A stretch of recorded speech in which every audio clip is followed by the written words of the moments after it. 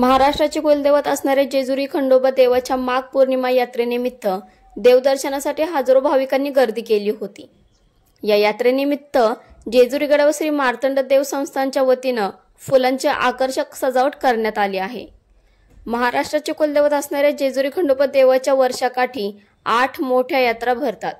माघ पौर्णिमा यात्रेनिमित्त नाशिक, संगमनेर, नगर, बारामती, सातारा या भागातील भाविक आपल्या मानाच्या शिखरकाठी देव भेटीसाठी घेऊन येतात। माघ पौर्णिमा यात्रेनिमित्त भाविकांनी पहाटेपासूनच देवदर्शनासाठी मोठी गर्दी केली होती।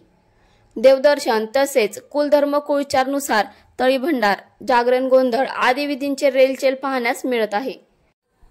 गुरुवार दिनांक 13 रोजी संगमनेर येथील होलम राजा, सुपे येथील खैरे व होळकर व गावगावच्या मानाच्या शिखरकाठी देवभेटीचा सोहळा जेजुरी गडावर रंगणार आहे।